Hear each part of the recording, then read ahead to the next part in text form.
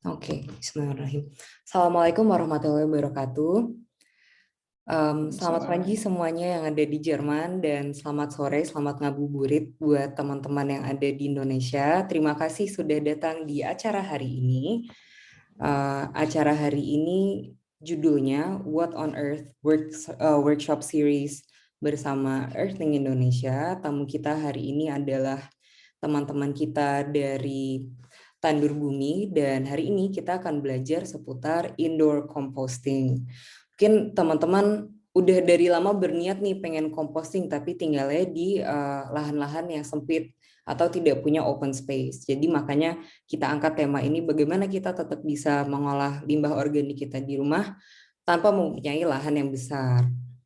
Nah, mungkin perkenalan dulu dari Earthling. Perkenalkan, kita dari Earthling Indonesia, organisasi pemuda yang basisnya di Jerman, walaupun member kita juga ada yang di Indonesia. Kita bergerak di bidang lingkungan dan lebih spesifiknya lagi di dalam edukasi untuk lingkungan. Jadi kita sudah ada sejak tahun 2000, akhir 2019. Ini member-member kita yang cantik dan ganteng. Teman-teman bisa lihat campaign kita yang selalu ada di Instagram, bisa langsung follow Instagramnya earthling_id atau bisa cek kita di Facebook atau di LinkedIn. Earthling Indonesia juga mempunyai event seperti workshop dan webinar yang kita judulkan Date Series. Itu biasanya ada setiap minggu, bisa dicek juga notifikasinya di social media kita. Nggak lupa Earthling Indonesia juga diakui oleh UNESCO Jerman sebagai aktor pendidikan berkelanjutan. Jadi untuk teman-teman yang tertarik untuk gabung mission kita, untuk mengedukasi teman-teman seumuran kita, untuk hidup lebih sustainable, bisa langsung kontak kita, atau kalau ada yang tertarik untuk berkolaborasi dengan kita, bisa langsung email ke initiative.earthling@gmail.com. Nah, peraturannya simple hari ini. Kalau ada pertanyaan, teman-teman bisa langsung ke tweetback.de. Nanti aku masukkan ke chat kita. Nah, jadi di tweetback ini fiturnya bagus karena bisa di-upvote. Jadi nanti pertanyaan yang paling disukai oleh penonton yang akan ditanyakan lebih dulu. Atau kalau teman-teman yang tidak malu, bisa langsung raise hand. Nanti saya persilahkan untuk menyalakan mikrofonnya dan bisa langsung tanya. Dan yang terpenting adalah sopan satu sama lain dan enjoy workshopnya hari ini. Sedikit tentang tweetback, kode tweetback kita hari ini 5UNQ, formatnya nanti bisa taruh namanya, affiliation-nya kalau mau dan pertanyaannya apa. Nah, jadi di sini harusnya misalnya Anindya dari Earthling pertanyaannya berapa harga composting unit. Nah, jadi kalau teman-teman suka pertanyaannya bisa di-like nanti. Dari kita bisa lihat nih pertanyaan yang paling banyak di-like akan muncul di atas. Jadi representatif dari yang teman-teman mau. Mungkin sedikit introduction ke tema hari ini. Kita sering bawa di Earthling tentang 5+1 Hours of Sustainability. Jadi langkah-langkah simpel apa yang kita bisa lakukan supaya keseharian kita bisa lebih sustainable. Ada refuse, reduce, reuse, rot, recycle, dan reflect.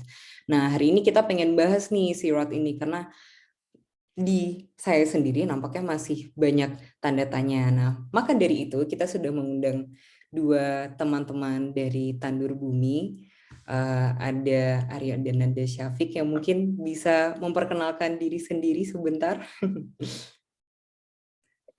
Ya, halo, selamat pagi semuanya untuk yang di Jerman dan selamat sore untuk yang di Indonesia. Aku Aryo Praditya Putra dari Tandur Bumi sebagai eh, kepala dari Divisi Agricultural Coaching. Hari ini ditugaskan untuk ya memaparkan sedikit pengalamanku terkait pengomposan pakai cacing inilah. Gitu. Nah, hari ini pemaparan materiku bakal dibantu temanku Syafiq. Syafiq, ayo keluar. Duh, Syafiq. Ya, error sepertinya teman saya yang satu ini perlu di chat lagi. Intinya seperti itu. Nanti pemaparan materi saya akan dibantu sama Safik kayak gitu. Iya, terima kasih Aryan. Jadi mungkin sebelum kita masuk ke materinya sendiri, saya akan menjelaskan berjalan ya workshop hari ini. Jadi akan ada materi, lalu nanti akan ada demonya sedikit yang akan dibuat oleh rekan saya, Saudari Fani Yudris. Lalu nanti akan dibuka sesi Q&A yang panjang karena yakin akan banyak pertanyaan. Ini rasanya Syafiq sudah terhubung lagi. Halo?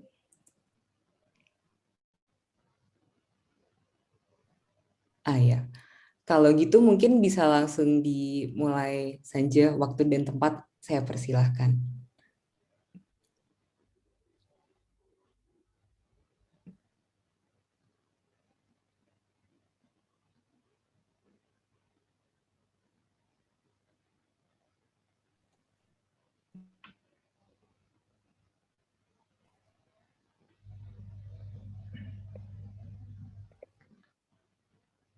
Ya, oke. Sip. Assalamualaikum warahmatullahi wabarakatuh. Guten Morgen semuanya. Selamat sore juga buat yang di Indonesia. Hari ini aku bakal bincang-bincang terkait pengalaman dan apa yang udah aku ketahui ya tentang indoor composting. Jadi sebenarnya uh, indoor composting ini apa aku melakukannya awalnya tuh bukan untuk ngurai sampah, tapi buat ngasih makan peliharaan kayak gitu. Jadi aku punya gecko, terus kemudian kebetulan serangganya perlu dikasih makan dulu gitu. Dan aku kasih makannya dengan sisa-sisa sayur yang jadi sampah kalau aku habis masak kayak gitulah. Nah, hari ini aku bakal bahas apa sih pentingnya, kenapa sih kita harus mengurai, terus caranya bagaimana, terus tips-tipsnya bagaimana gitu ya. Oke, dari kata indoor composting kan akhirnya muncul pertanyaan, indoor composting itu apa sih? Kenapa sih harus mulai mengompos sendiri? Pentingnya apa? Caranya gimana? Gitu. Nah, sebelum kita bahas pertanyaannya dari awal, kita bahas dulu dari tengah. Kenapa harus mulai mengompos sendiri? Apa sih pentingnya? Apa sih urgensinya? Nah, sini bisa kita lihat gambar tumpukan sampah gede. Ini adalah foto dari tempat pembuangan akhir di daerah Bekasi. Kebetulan di tempatku. Daerah Bantar Gebang namanya. Dari total tumpukan sampah ini, 44,5%, ini menurut KLHK ya, 44,5% itu adalah sampah dari rumah tangga. Nah, dari 44,5% ini, hanya hanya 69%-nya yang berhasil diangkut gitu. Sisanya kemana? 31%-nya dibuang ke sungai atau dibakar. Padahal di sisi lain, setiap harinya tuh setiap orang itu menghasilkan sampah hingga 0,7 kg per hari. Nah, penanggulangannya gimana? Selama ini penanggulangannya, solusinya kan hanya dari sampah rumah tangga itu dipilah dong, sampah organik ke sini, sampah anorganik ke sini.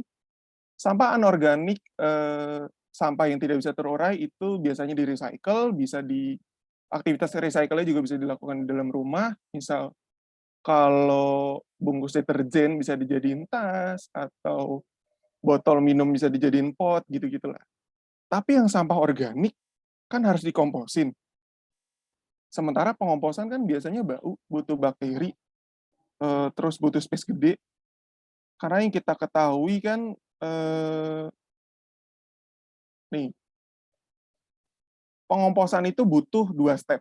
Step pertama, ini konvensional ya. Step pertama adalah pembuatan larutan bakteri. Step kedua adalah proses pengomposan. Nah, di bagian proses pengomposannya ini, yang kalau misalnya kita pakai bakteri, itu tuh butuh space yang lumayan gede dan bau biasanya. Kalau mau efektif ya pengomposannya. Nah, terus solusinya gimana nih, Kak, yang size yang tempat huniannya misal kayak gini, apartemen atau student dorm, atau rumah-rumah yang umum sekarang ditinggalin yang tipe 21, tipe 36, tipe 54, yang kecil-kecil lah. Dan umum di daerah perkotaan kayak begini, gimana nih solusinya? Nah, solusinya indoor composting, tapi nggak sembarangan pakai organismenya, pakai metode vermicomposting. Kenapa pakai ini? Karena tempat yang dipakai sedikit, tidak bau, dan karena di sini kita pakai serangga, serangga yang kita pakai untuk pengomposan itu bisa dipakai untuk kasih makan ternak. Kalau aku pribadi, aku pakai untuk peliharaan. Nih, ini sorry ya, aku tunjukin ya sekalian ya. Ini, halo. Jadi dari aku semester 2, aku ngasih makan ini pakai kayak cacing atau crickets atau ulat mealworm kayak begitu. Nah itu sebelumnya memang serangganya harus ku kasih makan sisa-sisa sayuran dulu gitu. Jadi biar nutrisinya kemakan ke hewan peliharaan. Nah ya itu sekilas ya tentang peliharaanku. Intinya fungsi utamanya itu. Tadinya ternyata ada fungsi lain untuk mengurangi sampah juga. Nah, vermicomposting ini kan teknik pengomposan menggunakan larva atau cacing. Nah, ada 2 jenis nih. Nah, untuk penjelasan ini, aku serahin ke temanku Safik.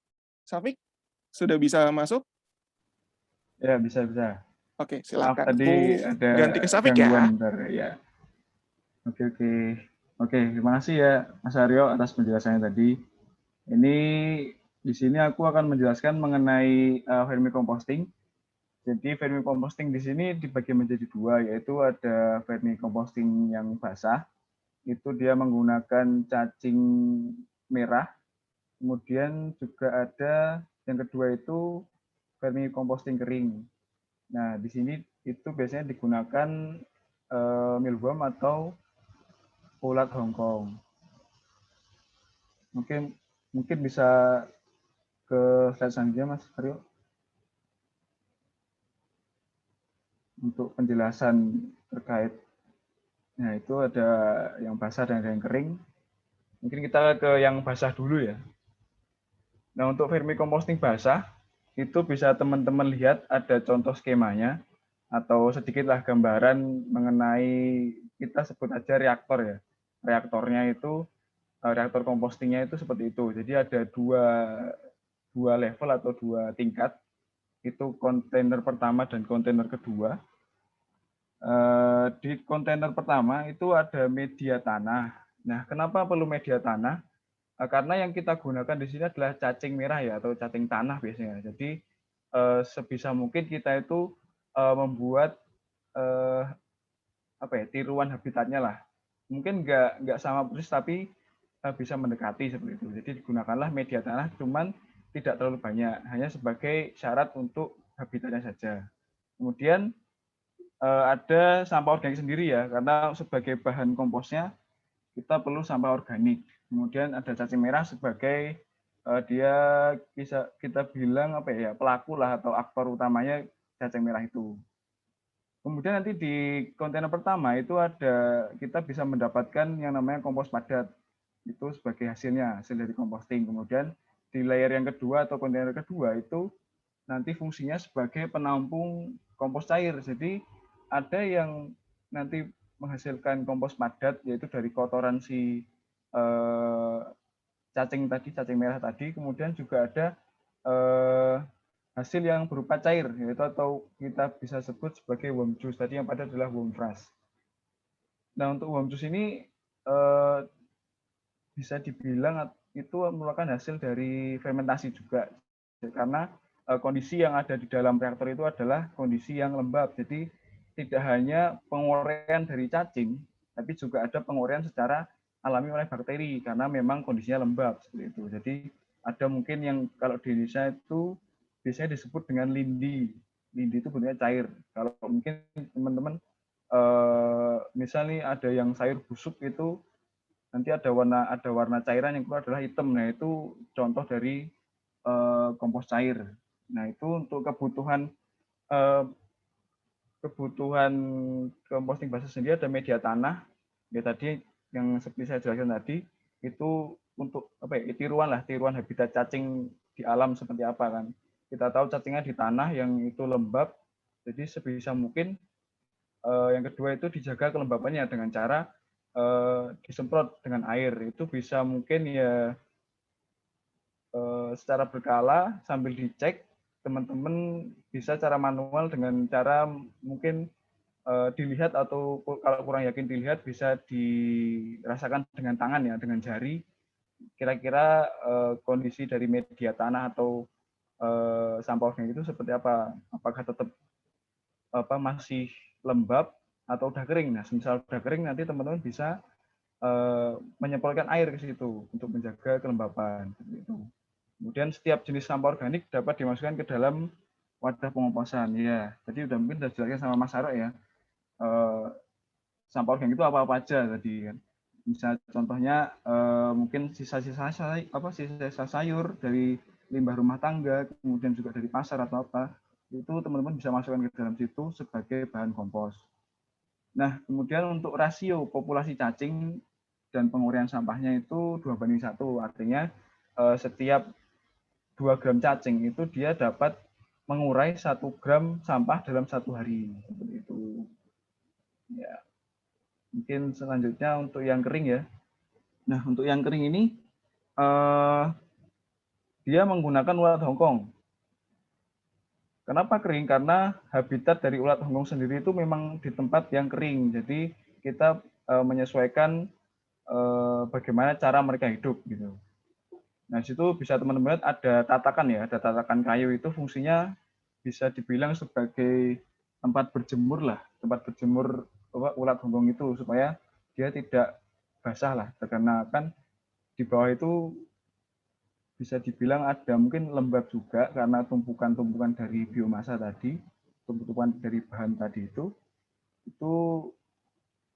mungkin bisa apa ya istilahnya ada kemungkinan untuk kering untuk menjadi lembab itu ada. Jadi benar-benar dijaga supaya cacing itu nyaman lah istilahnya gitu.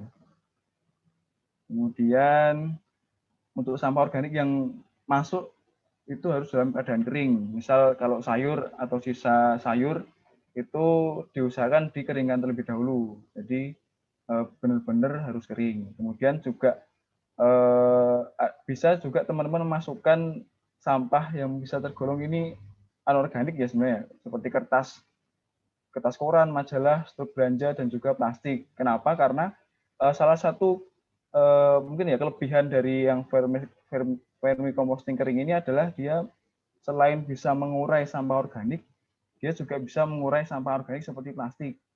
Gitu. Dan untuk hasilnya sendiri memang cuma dihasilkan kompos padat ya. Beda dengan yang vermicomposting basah tadi, itu dia selain kompos padat, dia juga bisa menghasilkan kompos cair atau yang kita sebut tadi dengan worm juice. Nah, kemudian mealworm atau ulat Hongkong ini pasti akan berubah kan, karena bentuknya yang larva pasti akan berubah menjadi bentuk dewasa yaitu kumbang. Jadi bisa mungkin dikurangi jumlahnya atau populasinya kumbang itu di dalam reaktor tersebut supaya perkembangbiakannya menjadi baik. Karena ketika populasi kumbang dewasa ini terlalu banyak di dalam reaktor itu kemungkinan besar gimana ya, pertemuan antara kadang-kadang itu ada yang jantan itu susah bertemu dengan yang betina. Jadi untuk terjadi pembuahan itu bisa sangat sulit karena memang terbatasnya dari umur atau siklus hidup dari mealworm ini untuk kumbangnya sangat pendek seperti itu.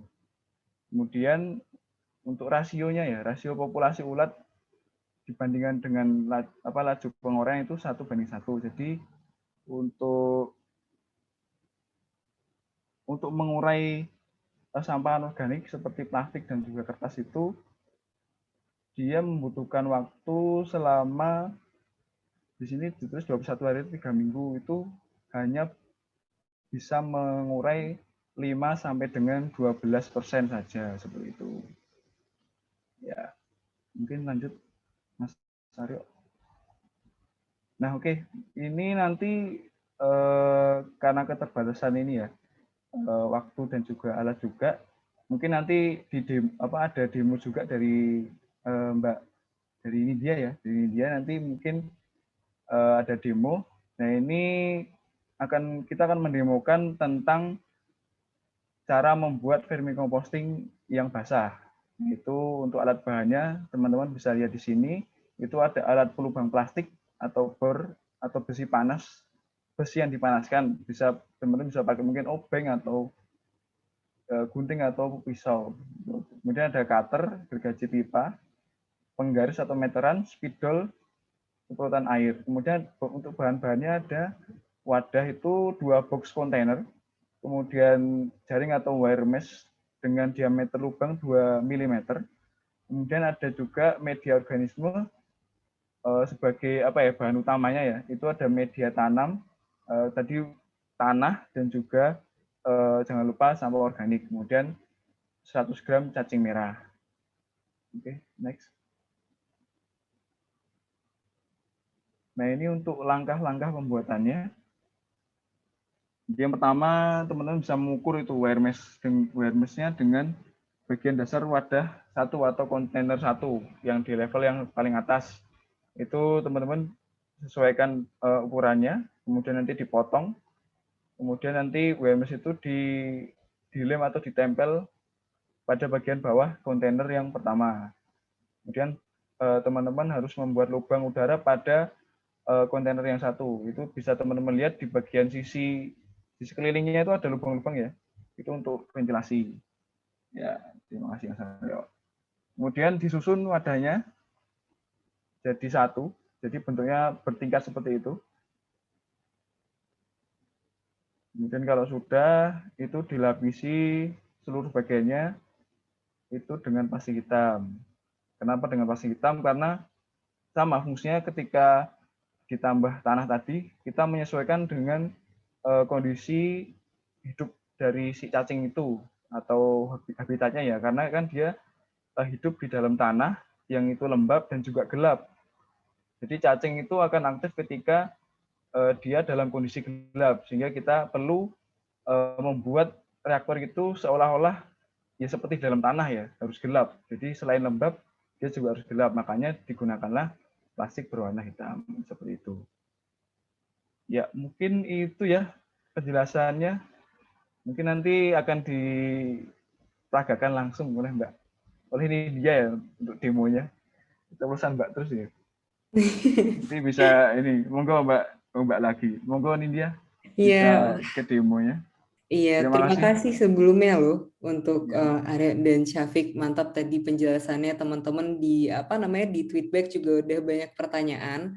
Nah, Ya. untuk demonya akan diperagakan oleh rekan saya, saudari Fani Yudris. Jadi alatnya ini sudah saya kirimkan ke rumahnya Kak Fani. Jadi mungkin Kak Fani bisa nunjukin Ya, gimana betul. setupnya. Ya, jadi kemarin tiba-tiba saya dikirimin composting kit oleh Mbak Anindya. Terima kasih banyak. Oke, kalau gitu kita coba praktek langsung ya. Untuk teman-teman yang mungkin udah siap-siap juga di rumah dengan composting kitnya masing-masing, bisa ikutan. Nah, oke, kalau gitu kita tunjukin dulu mungkin bahan-bahannya seperti yang ada di layar. Kita punya 2 kontainer.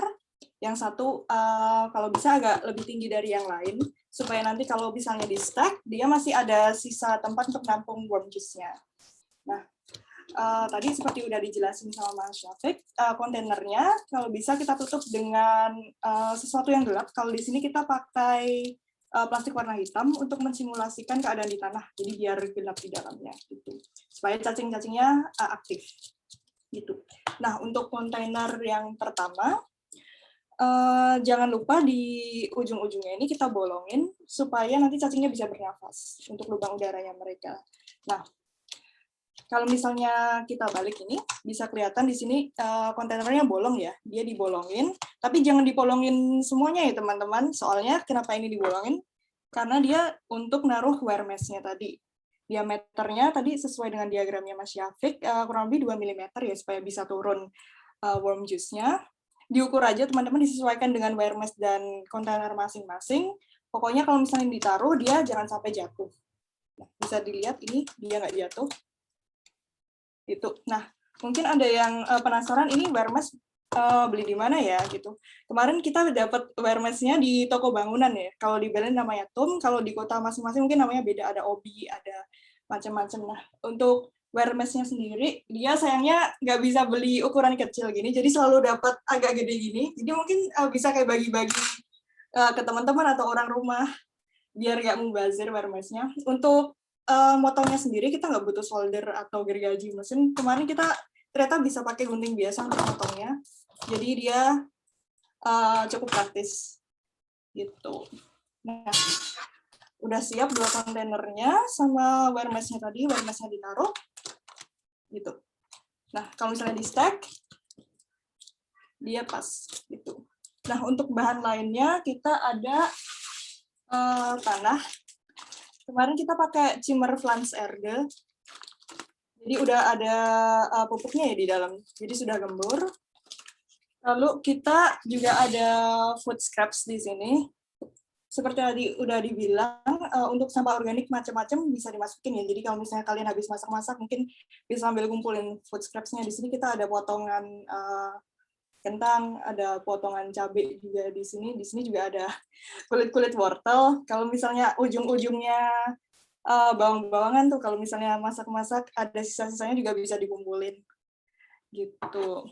Terus sebetulnya kita harus punya cacing tanah di sini, cuma kemarin kita pesen cacing tanahnya, dia masih di jalan, jadi kita anggap hari ini kita punya cacing tanah di sini ya teman-teman. Mungkin juga teman-teman yang nonton ada yang takut cacing, jadi kita tidak tunjukkan di sini cacingnya.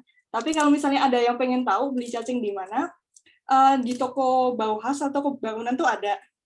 Kemarin aku juga cek di toko pancingan itu ada, atau toko pet shop itu biasanya juga jual cacing, atau di Amazon juga ada gitu. Jadi jangan takut teman-teman yang di Jerman tidak bisa menemukan cacing karena di sini di belakang rumahnya tidak ada sawah atau semacamnya. Bisa ditemukan kok teman-teman di toko bangunan terdekat gitu. Ini bukan promosi Bauhaus ya, by the way. Oke, kalau gitu kita langsung aja kita stack. Terus kita masukin cacingnya, anggap aja udah masuk. Terus kita masukin tanahnya ya. Di sini aku juga punya skop biar tangannya nggak kotor. Harusnya mungkin pakai sarung tangan juga ya, cuma nggak ada. Semoga tidak berantakan. Ya, berantakan ya sudah. Oke. Untuk masukinnya sendiri, mungkin Mas Syafiq ada saran kira-kira tingginya seberapa ya, Mas? Kayak 3/4 wadah atau seberapa tingginya? Tingginya Mas, cukup yuk. 1/3 dari wadah satu aja. 1/3, oke. Iya. Siap. Disor. Tumpah dong nanti disor. Iya, Mas, serem kalau di sana disor. Ini kira-kira udah 1/3. Masukin teman-teman. Kalau misalnya aku liatin tumpah kayak nggak tumpah ya? Kayak. Jadi udah masuk 1/3. Terus anggap aja cacingnya udah masuk ya. Terus food scraps-nya kita masukin ke sini. So, terus kalau misalnya kita baru pertama masukin bahan-bahannya itu udah langsung kita lembapin permukaannya gitu, atau kita biarin aja, Mas? Baiknya. Sorry, gimana? Kalau misalnya kita baru pertama bikin nih, bahan-bahannya baru pertama dimasukin, apakah kita langsung semprot dengan air permukaannya? Nah, itu disemprot aja dulu airnya ke permukaan, nggak apa-apa. Ntar didiemin 1 malam sebenarnya. Oke. Jadi di sini juga ada semprotan air, diisi air bersih aja seperti biasa teman-teman. Terus kita semprot, dia udah lembab. Terus kita tutup deh. Nah, atasnya juga mungkin bisa digelapin juga, biar total gelap. Juga mungkin untuk teman-teman yang takut cacing biar nggak kelihatan cacingnya di dalam. Udah jadi deh mini composting kit kita. Gitu teman-teman. Terima kasih. Terima kasih Kak Fani sudah memperagakan walaupun food research. Nah, iya apa namanya mungkin teman-teman udah sempat lihat link yang ada di posternya juga. Jadi selain ada link registrasi, kemarin ada link ke apa namanya ke Google Drive. Di situ ada file cara untuk setup si composting unit ini. Jadi mungkin teman-teman yang pengen lebih tahu lagi bahan-bahannya apa bisa cek lagi ke situ. Terus tadi selain yang cacing sebenarnya disarankan juga untuk ada bakteria starter ya Mas. Apa namanya itu fungsinya untuk apa namanya supaya si food scraps ini lebih mudah ke breakdown dan si cacingnya lebih mudah mencerna si sayur-sayurannya. Oh terus tadi yang di Kavani itu jadi kalau teman-teman punya food scraps disarankan juga daripada misalnya masih yang string panjang apa namanya dari wortelnya itu bisa dipotong kecil-kecil juga. Gitu. Cacah dulu, benar. Iya, dicacah. Kayak tadi yang ada di kuis Kahoot pagi-pagi, benar semua kecuali satu tidak digumpalkan ya. Tolong teman-teman apa namanya si composting sampah organiknya. Nah kalau gitu mungkin kita bisa langsung ke sesi Q&A. Udah banyak pertanyaan di tweetback kita. Jadi akan dibacakan dulu dari pertanyaan yang paling populer. Atau mungkin dari Syafiq atau Aryo ada catatan lagi dari setup-nya tadi, ada tips-tips tertentu atau apa yang mau ditambahkan? Jadi kayak tadi pembuatan wadahnya sebenarnya udah benar, cuman karena gak ada cacingnya, jadi peragaannya kita kan gak bisa 100% juga, gak masalah. Jadi setelah ditambahkan tanah sebenarnya, jadi penyusunan wadahnya udah selesai, terus udah dipasang plastik, udah segala macem, terus sudah dimasukkan tanah, terus dimasukkan cacing, nah itu baru disemprot dan ditunggu dulu 1 malam sebelum bisa dipakai untuk dimasukkan food scraps lah. Fungsinya apa? Kayak kita miara ikan kan nggak langsung dari plastik kita tumpahin tuh harusnya. Jadi plastiknya kayak kita taruh dulu di akuariumnya kayak gitu. Nah ini sama aja kayak cacingnya biar penyesuaian dulu gitu.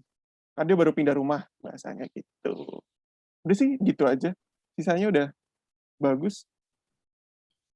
Udah bener maksudnya kok bagus. Kita lulus Kak Fani. Lulus, Remedi ya. Nah mungkin langsung aja nih ada pertanyaan dari Vincent. Vincent kalau mau nyalain mikrofonnya langsung silahkan boleh nyalakan mikrofonnya. Vincent dari HS Bohum. Ya, halo semua. Halo. Halo Vincent. Iya, saya mau nanya. Jadi si sampahnya ini tuh bio waste-nya sampai di tingkat apa? Nggak boleh lagi dikasih ke serangganya gitu. Misalnya nggak sengaja ada plastik sedikit yang bukan polisterin kecampur di sampahnya itu, atau misalnya ada udah ada mold-nya misalnya. Itu bahaya nggak buat serangganya? Terima kasih. Oke. Ini mau ditanyainnya untuk yang vermikompos basah atau kering? Berarti? Untuk atau dua-duanya? Atau dua-duanya. Oh, dua-duanya, oke. Kalau misalnya molding, kalau misalnya kita taruh di vermikompos basah, itu sebenarnya nggak terlalu masalah. Kenapa? Karena mold atau si jamur dari sampahnya itu sendiri kan dia sama aja kayak starter bakteri yang sengaja kita tambahin lah. Dia fungsinya untuk mengurai si sampahnya itu gitu loh. Nah, di saat nanti dia jadi, kalau ada mold kan jadi basah. Itu nggak akan masalah. Karena apa? Karena si habitatnya untuk vermikompos basah, si cacing merah itu memang lembab gitu loh. Nah, berbeda dengan misal kalau terjadi mold juga nih, tapi di vermikompos yang kering. Nah, itu sebenarnya gini, yang perlu kutekanin adalah spesies Tenebrio molitor ini atau si mealworm ini dia kenapa akhirnya kita bilang habitatnya harus kering, nggak boleh basah? Kenapa? Karena di saat si wadah itu jadi agak lembab, itu suhunya naik. Oke? Di saat suhunya naik, yang harusnya dia 1 bulan baru masuk jadi pupa, terus jadi kumbang di 1 bulan kemudian, itu prosesnya bisa jadi lebih cepat. Jadi belum sampai 1 bulan, dia udah jadi pupa. Belum 1 bulan juga, dia udah jadi kumbang. Sementara yang mau kita pakai adalah di saat dia bentuk cacing gitu loh, di saat dia bentuk larva. Kenapa? Karena di saat bentuk larva, dia proses pengomposannya lebih efisien. Dia bahkan bisa ngunyah plastik gitu loh. Yang di saat dia bentuknya sudah jadi kumbang, dia biasanya hanya makan yang dia sifatnya fruktosa. Jadi kayak sisa-sisa dari kulit-kulit buah misal, atau dari buah lah misal. Itu. Jadi di saat dia jadi kumbang, proses pengomposannya tuh nggak bisa seefektif banget di saat dia jadi larva. Nah, itulah kenapa kita harus jaga si wadahnya ini tetap kering supaya dia nggak buru-buru jadi kumbang gitulah intinya. Oke. Terus tadi pertanyaannya apa lagi, Vincent? Satu lagi? Satu lagi kalau misalnya kecampur plastik yang bukan polisterin, contohnya misalnya. Oke. Kalau misalnya kecampur plastik yang bukan polisterin, misal golongan PVC misalnya, itu nggak masalah. Kenapa? Karena bukan berarti bukan berarti si ulet Hongkong ini geradagan. Dia semua biomasa yang ada di situ, organik, anorganik, he eats it all tuh enggak. Dia makan semua tuh enggak. Dia hanya makan sesuai dengan kekuatan rahangnya. Kalau misalnya rahang nggak bisa menembus dari si plastiknya itu, ya dia nggak akan makan. Jadi nggak akan ada istilahnya keracunan, terkecuali misal nih kamu ngasih styrofoamnya tuh tapi bekas ngebungkus baterai misal, atau ngebungkus sesuatu yang dia ada sifatnya agak sedikit radioaktif misal. Itu kamu tumpahkan ke reaktor atau vermikompos kering ini, itu bisa ada potensi dia menyebabkan keracunan kayak gitu. Karena si si styrofoam ini kan mau nggak mau pasti akan ketelan, kekunyah, keolah sama si ulatnya ini. Gitu. Nah itu untuk kalau misalnya ada plastik non polistiren ke vermikompos kering. Nah kalau misalnya yang di vermikompos basah gimana? Ya nggak ada masalah juga, cuman jadinya kayak kamu menu-menuin space aja. Karena cacing dia tipe mulutnya nggak didesain untuk mengunyah gitu. Jadi dia tipe mulutnya kayak biomasa itu dimasukkan ke dalam perutnya dan dari dalam perutnya itu baru digiling. Kalau misalnya si ulat Hongkong ini dia dikunyah dari mulut. Jadi kalau misalnya plastik ya nggak akan masuk ke dalam mulutnya kayak gitu. Untuk cacing merah, oke? Gimana Vincent, terjawab?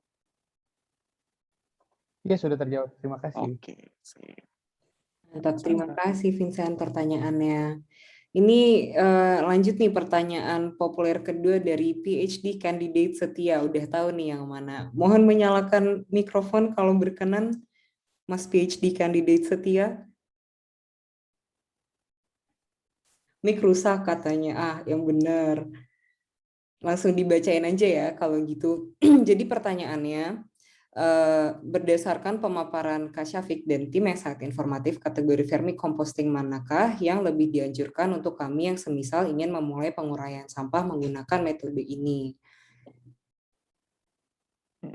Oke. Itu ya Iya, pertanyaannya. itu. Oke. Sebenarnya gini, tergantung kamu akhirnya tinggalnya di daerah mana. Jadi kayak misal kamu apartemen ada yang mau ditaruhnya di dalam, ada yang mau ditaruhnya di luar. Kalau ditaruhnya di dalam, bagus kamu pakai yang kering, apalagi kalau sampahmu mostly adalah kertas yang digiling gitu loh. Kertas-kertas gilingan kayak begini. Jadi kayak kamu adalah editor naskah film misal. banyak kertas yang kamu giling lah. Banyak kertas yang kamu giling. Terus kamu perlu ngebuang ini gitu loh dengan cepat. Tapi kebetulan kamu juga cinta dengan lingkungan. Ya. You better pakai vermicompost yang kering ini kayak gitu. Walau sebenarnya untuk kertas pun pakai vermicompost basah nggak masalah. Cuman temponya kalau untuk sampah kering, sampah kertas akan lebih cepat kalau kamu pakai ulat Hongkong atau vermicompost kering ini. Gitu. Oke? Terjawab apa enggak? Nampaknya sudah terjawab. Oh, oke. Iya, mungkin ini ada pertanyaan yang masuk ke Zoom chat dari Ibu Nur Kamilah Abdul Halim. Kalau ingin menyalakan mikrofonnya langsung, silahkan.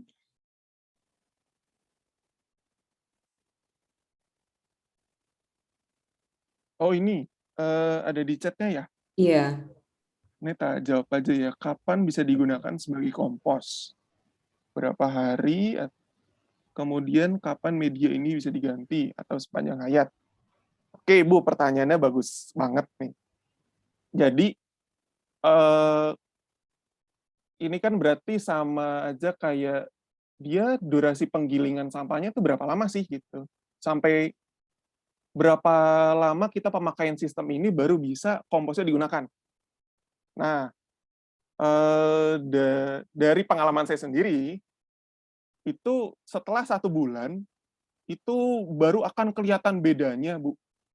Jadi, dari yang saya pakai media tanah diisi cacing, itu akan kelihatan bedanya di 0 bulan, yang isinya tadinya hanya tanah aja, kemudian setelah 1 bulan, itu tanahnya jadi lebih gembur.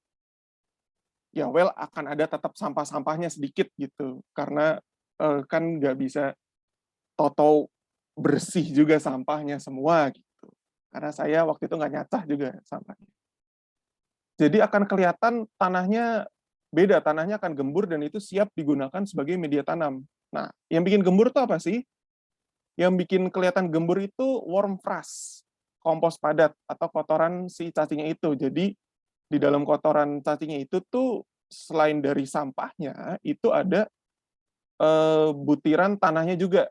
Jadi di dalam si perut cacing itu juga tetap digiling sampahnya, tapi tetap digiling juga setanah-tanahnya. Jadi yang kita dapat dari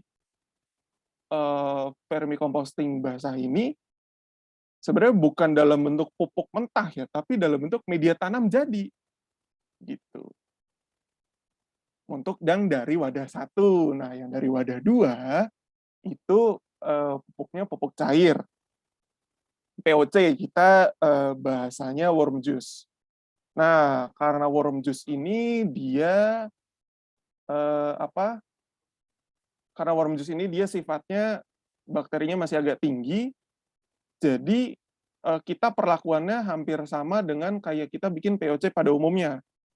Jadi setelah POC-nya ini jadi, itu tuh kita jemur dulu gitu. Jemur barang seminggu baru bisa kita pakai ke tanaman. Oke, itu dari segi kapan bisa digunakan sebagai kompos. Nah, kemudian medianya apakah harus diganti atau sepanjang hayat? Dari sepengalaman saya, itu 1 tahun saya nggak ganti media, Bu. Jadi setelah sampahnya habis, saya tambahin lagi, sampahnya habis, saya tambahin lagi, sampahnya habis, saya tambahin lagi, kayak gitu. Itu untuk yang cacing merah. Nah, bedanya adalah dengan yang si vermicomposting kering, selain saya tambahin sampahnya, saya juga tambahin ulat hongkongnya. Kenapa? Karena selama 1 tahun, berarti kira-kira udah 3 kali fase si ulat itu berubah menjadi kumbang, kayak gitu. Karena kan satu fase dia butuh kira-kira waktu 4 bulan. Dari dia ulat sampai dia jadi kumbang. Nah itu selain akhirnya saya harus selain saya nambahin sampah, saya juga harus nambahin si ulat Hongkongnya tadi gitu. Karena saya nggak setting media pembiakan untuk si kumbangnya, dan saya nggak ngatur jumlah populasi kumbangnya, jadi kumbangnya banyak yang mati. Ya bisa dibilang reaktornya nggak seberhasil itu gitu. Untuk yang vermicompost kering, makanya saya sebenarnya lebih condong ke vermicompost basah. Gitu. Oke, sudah terjawab Ibu Nur Kamila? Oh, makasih banyak Mas. Boleh nambahin pertanyaan nggak? Boleh, silakan. Makasih banyak. Ini kan saya sebenarnya tertarik dengan composting tuh udah lama banget ya. Eh, dari dulu lah begitu kenal sampah ini bisa dimanfaatkan untuk kompos, saya tuh sering ngumpulin sampah-sampah basah, maksudnya sampah rumah tangga, dikumpulkan, cuma saya nggak ngerti caranya dan waktu itu tuh kayaknya ribet banget. Jadi saya cuma masukin ke ember, tertutup gitu ya, dibiarin. Nah, seperti yang sekarang saya buat juga itu akhirnya kan jadi hitam Mas, dan itu banyak belatung ya, semacam belatung itu sampai penuh banget. Itu belatungnya penuh banget. Nah itu yang itu boleh nggak digunakan untuk jadi kompos gitu? Karena Tanaman gitu ya? ya untuk pengalaman saya waktu itu ya tadi karena belum paham, nggak tertutupnya rapet juga, akhirnya banyak berair kan Mas ya, karena cuma satu gitu, nggak ditumpuk kayak yang Mas contohin itu, akhirnya berair juga, itu airnya saya gunakan, saya siramin ke tanaman yang gede sih, tanaman keras gitu ya, kayak di belakang ada alpukat, ada rambutan, itu jadi subur banget gitu tuh. Nah tapi waktu ketemu sama anak saya, yang kebetulan dia kuliahnya di pertanian gitu, waktu saya bilang, ini tanahnya mau mama ini ke tanaman, dia larang dulu, jangan dulu Ma, itu masih gerak katanya gitu. Masih takutnya malah ngerusak tanaman atau gimana, kata dia tuh dijemur dulu yang tanahnya tuh Mas.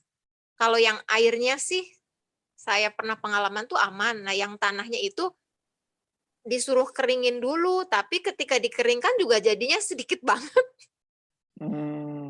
Gitu. Maksud saya gimana tuh Mas, kalau yang itu masih bisa digunakan atau sebaiknya jangan, tapi memang bau busuk dan banyak uletnya tadi. Banyak belatung tadi. Kasih.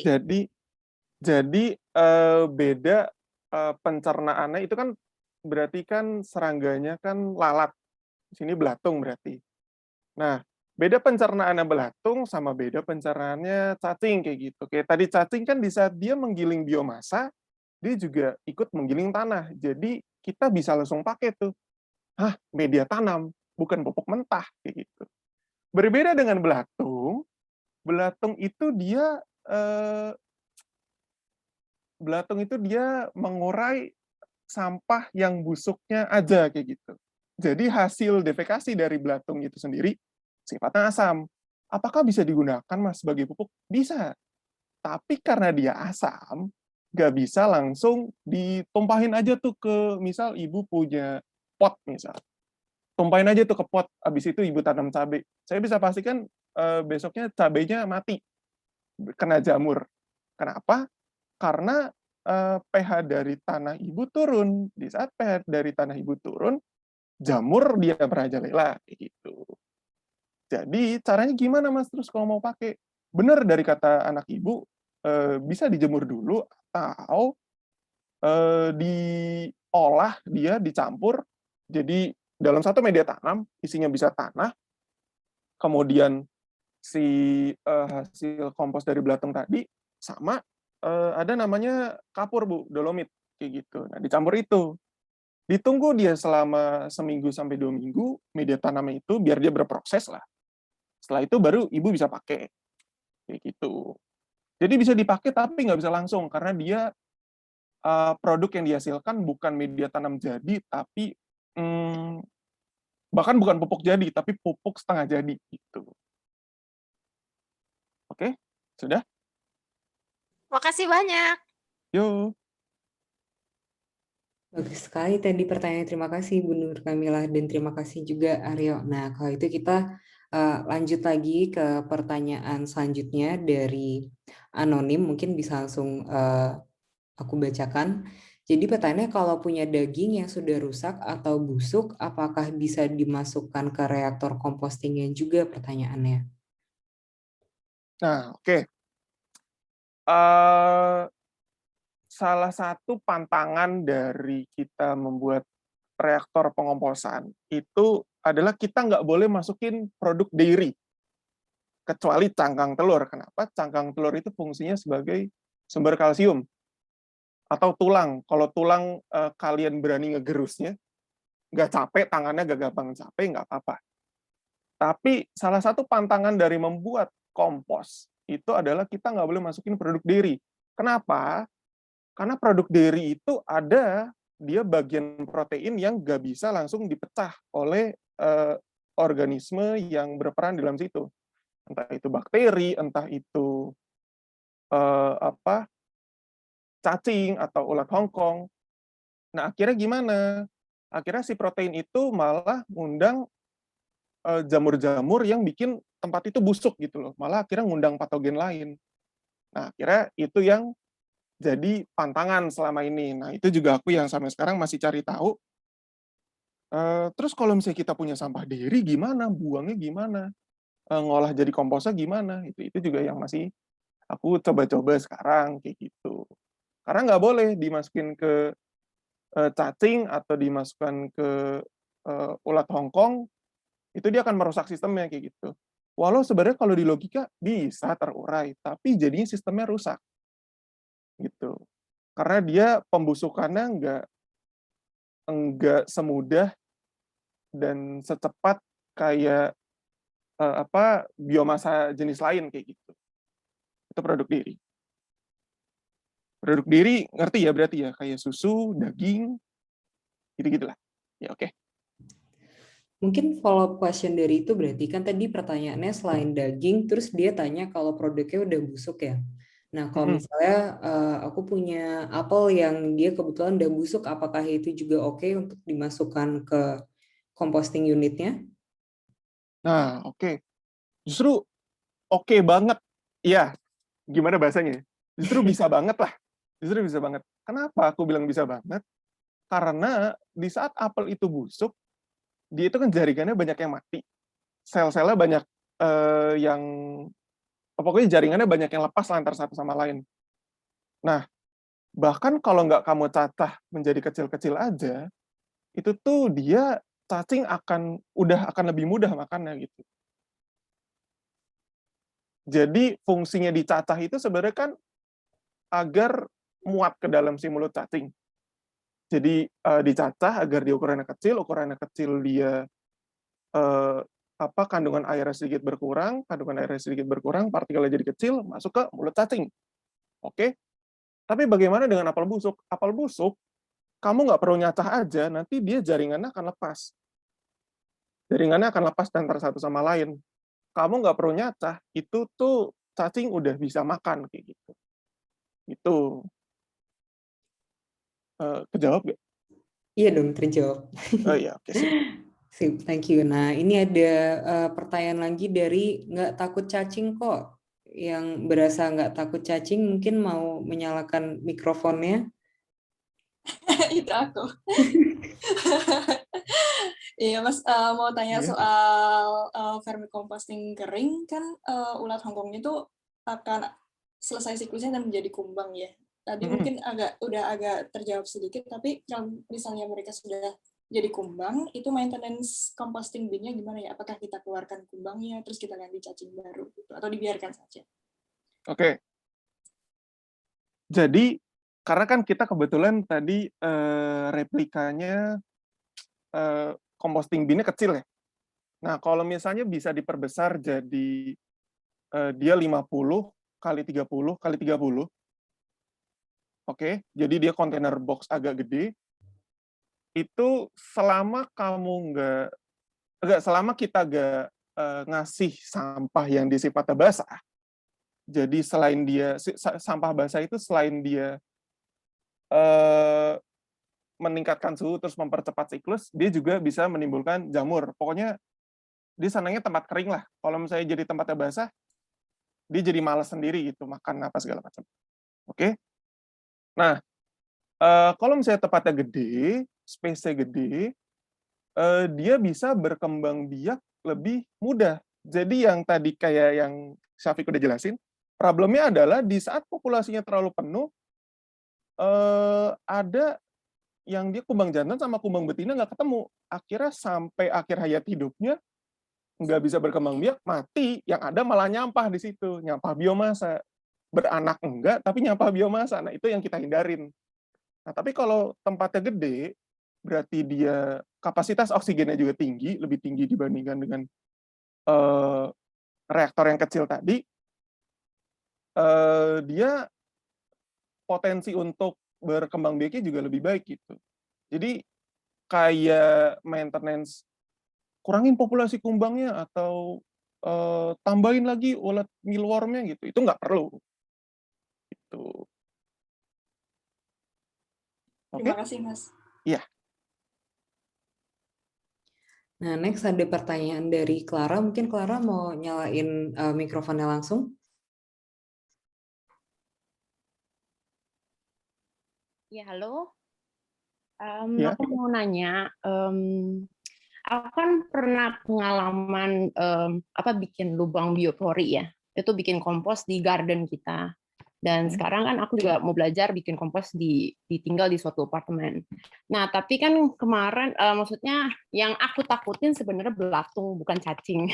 Jadi karena problem kita kalau misalkan di musim panas itu lalat banyak gitu Bener. datang ke dapur, dan kadang-kadang yang saya takutin itu belatung. Jadi lalat banyak, dan walaupun sampah organik kita ditutup, itu lalat terus menunggu gitu loh. Jadi emang agak susah ya challenge untuk menghindari lalat itu. Nah, itu gimana caranya, cara lebih baik gitu untuk cara yang menurut Mas bisa rekomendasi untuk menghindari lalat untuk datang ke sampah organik kita. Terus yang kedua, apakah kompos organik ini bisa kita gunakan untuk khusus tanaman hias? Karena kan sebenarnya kompos ini kan sangat-sangat bikin subur ya. Kompos subur untuk tanah yang di garden yang aku ketahui. Apakah dia juga sangat bermanfaat untuk tanaman hias? Makasih. Ya, oke. Berarti 2 pertanyaan ya. Gimana caranya ngindarin lalat, sama ini bisa nggak sih hasil komposnya dipakai buat tanaman hias? Nah, masalah lalat ini juga aku pertama kali bikin sistem ini, musuhnya juga lalat. Tepatnya lalat buah. Jadi kalau misalnya lalat hijau yang belatung-belatungnya gede gitu lebih gampang diambil, ini lalat buah yang belatungnya kecil-kecil banget. Kayak gitu. Karena ukuran lalatnya juga kecil. Nah, akhirnya cara nanggulanginnya gimana? Itu bisa dibaca ya di file materi di G Drive yang udah dibagiin sama Anindya tadi. Caranya dari kan kita media tanah sama cacingnya itu kan isinya hanya 1/4 sampai sepertiga dari wadahnya ya. Nah, kalau kita ngisi sampah, pertama, sampahnya pastikan sudah dicacah. Kedua, jangan melebihi dari 3/4 wadah tersebut. Jadi sisakan bagian kosong. Buat apa Mas disisakan bagian kosong? Supaya sampah itu kan mau bagaimanapun tetap akan menimbulkan bau busuk ya. Tapi kalau misalnya volumenya gak banyak, berarti ya bau busuknya juga gak akan terlalu banyak kayak gitu. Nah, di saat volumenya tidak terlalu banyak, sebelum dia menimbulkan bau busuk yang kemana-mana banget, dia udah akan terurai sama si cacing itu. Gitu terus siklusnya. Jadi si lalat buahnya ini pun kayak gak punya waktu untuk ngedetect bau busuk dari sampah kita tersebut gitu. Caranya ya kalau dari aku sesimpelnya sih baru itu aja sih. 3/4. Pokoknya jangan lebih penuh dari 3/4 wadah gitu aja. Kalau misalnya mau cara yang agak konvensional banget kayak di warung-warung makan, kayak bisa dipasang sedotan, cuman kayaknya berlawanan dengan kita yang nggak mau pakai tambahan barang-barang lagi, kan yang tadi udah dijelasin awal sama Anidia itu. Jadi ya itulah, jangan lebih dari 3/4. Oke, itu tadi pertanyaan satu. Pertanyaan kedua, apakah ini aman buat tanaman hias? Aman, iya. Tapi kalau misalnya mau dikejar berbunganya atau berbuahnya, tergantung jenis tanaman apa yang ditanam. Kebutuhan nutrisinya bagaimana? Siklus berbunganya gimana, siklus berbuahnya gimana, itu disesuaikan. Kayak gitu. Karena kalau misalnya kita masuk ke ranah pertaniannya, berarti kalau tanaman hias kan yang dikejar kan, let's say produksinya berarti bunganya. Nah, itu tuh bunganya dia biasanya berbunga berapa bulan sekali. Kemudian dia fokus nutrisinya apa segala macam. Nggak bisa kita hanya pakai pupuk organik aja kayak gitu. Kalaupun misal kita pakai pupuk organik, berarti nggak bisa kita pakai pupuk kompos padat aja. Kita mesti juga pakai pupuk organik cair. Yang campurannya juga macam-macam gitu. Nggak cuma dari worm juice itu aja. Ada dari dia kencing kelinci, atau dia misal kitosan dari kepiting, kayak gitu. Macam-macam lah campuran. Itu intinya aman lah kompos padat ini buat dipakai tanaman hias. Terus udah ya, terjawab. Mungkin ini 3 pertanyaan lagi, terus kita tutup sesi hari ini ya. Jadi lanjut ke pertanyaan berikutnya, ada dari tweetback lagi. Akunnya namanya Cacing Besar Alaska. Ada yang mau mengaku siapa ini dan pertanyaannya apa? Mungkin silahkan menyalakan mikrofonnya. Itu saya lagi. Oh, oke. Oh, Mbak, akunnya banyak ya. Seakan-akan, Mas. Iya. Jadi tadi di depan sempat disinggung tentang bakteri starter ya, untuk mempermudah penguraian biomass-nya. Mungkin bisa dijelaskan lebih lanjut, Mas, bakterinya itu jenis apa, atau kita bisa beli di mana, atau bisa kita temukan di mana bakterinya, dan gimana cara pakainya? Oke. Kalau misalnya spesifik spesies bakterinya, aku pribadi nggak hafal. Oke. Tapi kalau di di Indonesia itu ada namanya dijual EM4.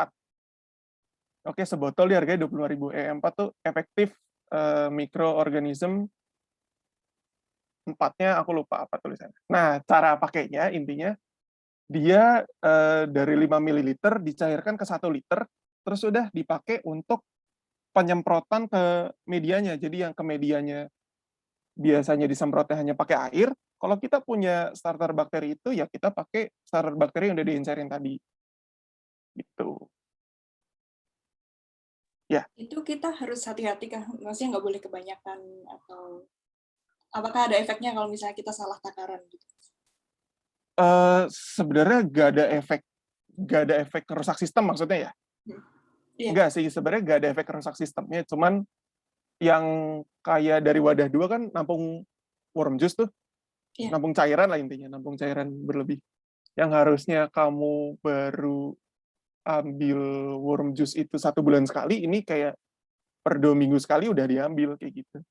Karena basah. Karena lebih aktif ya? Iya. Oke. Terima kasih, Mas. Ya. Thank you pertanyaannya. Mungkin aku mau share screen sebentar. Boleh ya Aryo, bentar, pengen tunjukin aja buat yang bertanya belinya di mana. Jadi kemarin kan sudah menyebar link si Google Drive ini. Jadi ini untuk setupnya, terus ini bahan-bahannya. Nah di sini dari tim Earthling juga udah ini ada tabel di mana teman-teman bisa beli bahan-bahannya. Jadi tadi yang bakteri starter itu di Indonesia kayak yang udah dibilang sama Aryo tadi, tapi untuk di Jerman ada ini namanya. Harganya 1,79 euro, bisa dibeli online mungkin. Jadi teman-teman yang tadi wondering bisa beli di mana, bisa buka file ini terus langsung ke Google Drive-nya aja. Atau mungkin bisa DM teman-teman Earthling kalau ada yang pengen tanya, oh, ini belinya di mana ya kemarin gitu. Terus mungkin lanjut ke pertanyaan penultimatnya. Ada tadi dari Kak Widi mau tanya, dari saudari Alberta Putri, mungkin mau menyalakan mikrofonnya.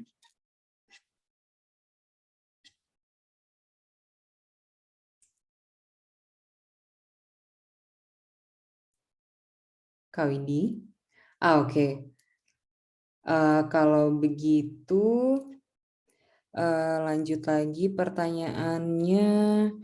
Ada dari anonim berarti, mungkin agak melenceng, tapi sebagai orang awam saya penasaran apakah ada teknik composting anti repot, kayak cuma simpen sampah organik aja tanpa ada aditif lainnya, atau itu nggak akan terurai. Mungkin udah sedikit terbahas tadi, tapi mungkin bisa dijelaskan.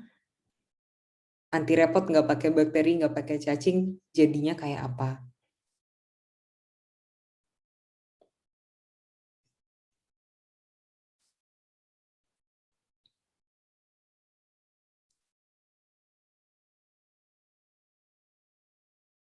Kayaknya lagi ada gangguan koneksi. Mungkin Syafiq bisa jawab juga. Ya kayaknya lagi ada ini. Ada mungkin gangguan koneksi. Ya, mungkin aku mencoba menjawab ya untuk pertanyaan itu.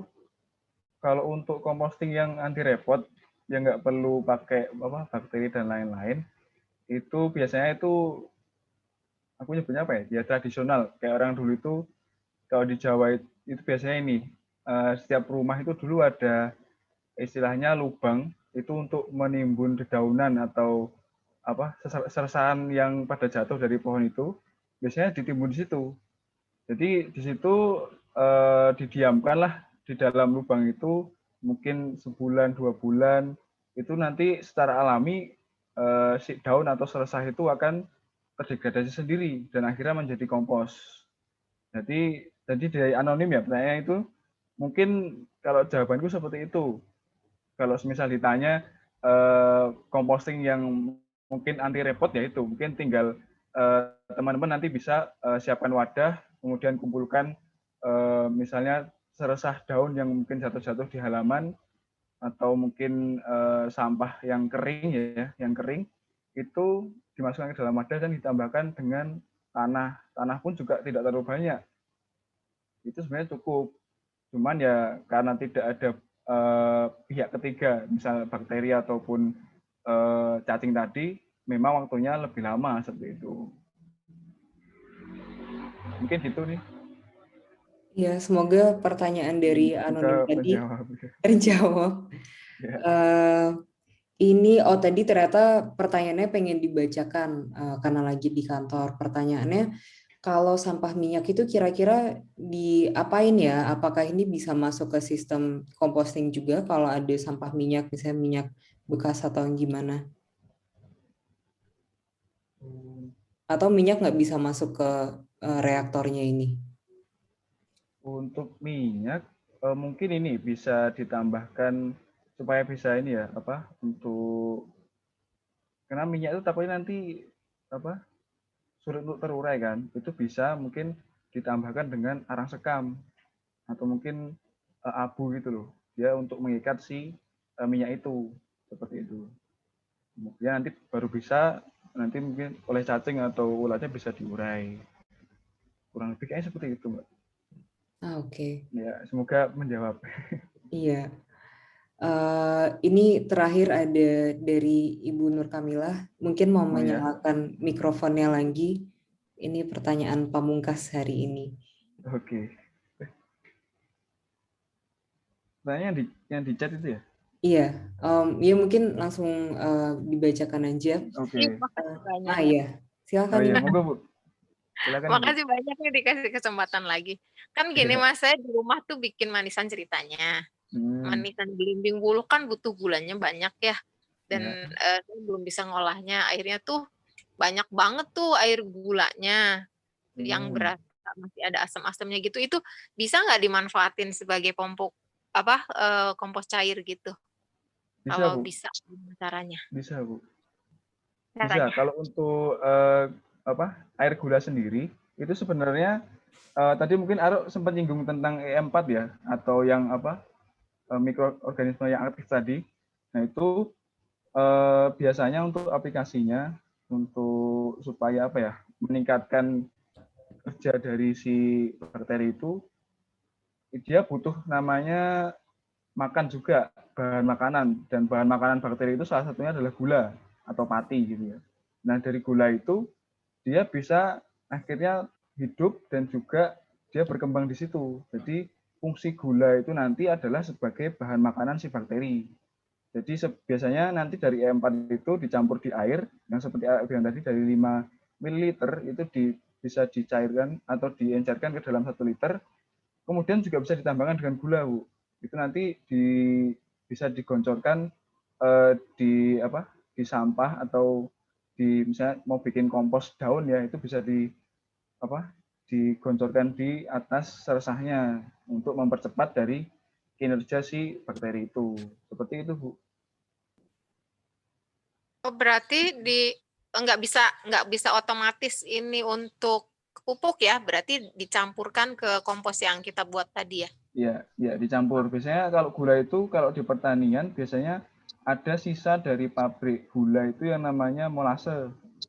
Mungkin beberapa teman sudah tahu ya, molase atau limbah gula itu biasanya digunakan produsen pupuk organik cair itu untuk sumber makanan dari bakteri gitu, Bu.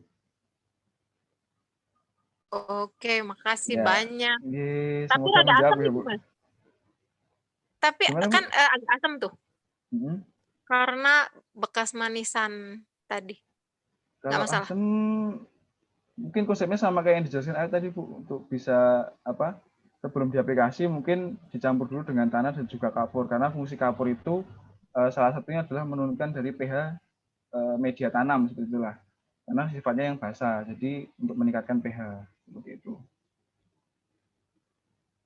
Makasih banyak. Iya, Bu, sama-sama.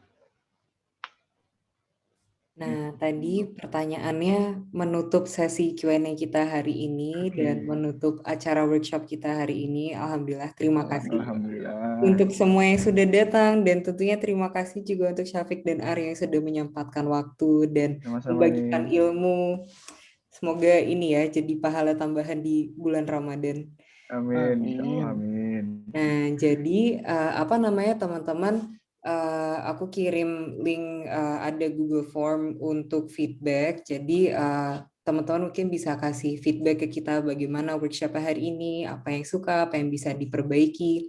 Dan nanti yang mengisi feedback formnya ada e-certificate-nya karena namanya kita dapatkan dari situ. Jadi linknya sudah ada di chatnya. Dan sebelum menutup, mungkin kita mau foto online bareng, jadi yang nggak malu-malu bisa menyalakan kamera.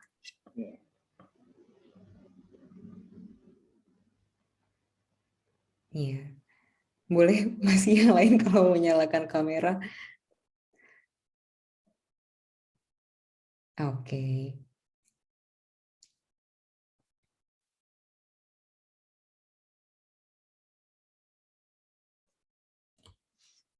Gimana teman-teman hari ini workshopnya?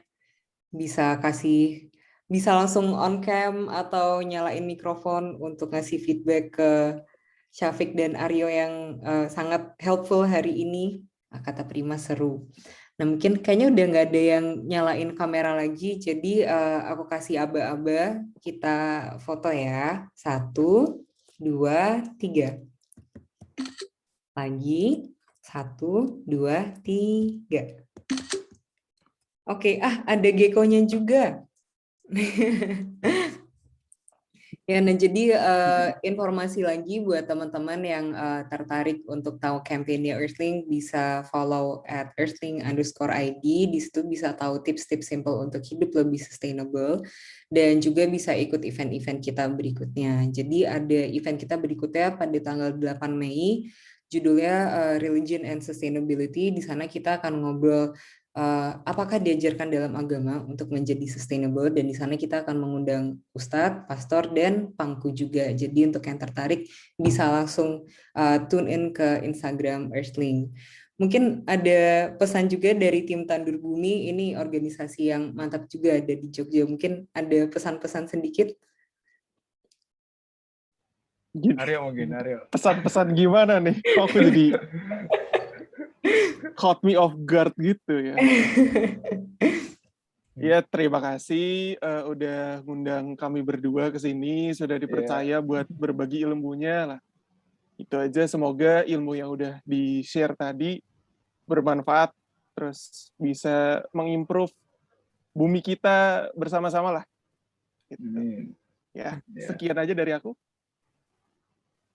Iya, kalau gitu terima kasih sekali lagi semuanya yang sudah datang. Selamat berpuasa, selamat berbuka yang ada di Indonesia, dan tentunya sehat-sehat selalu. Sampai bertemu di acara berikutnya.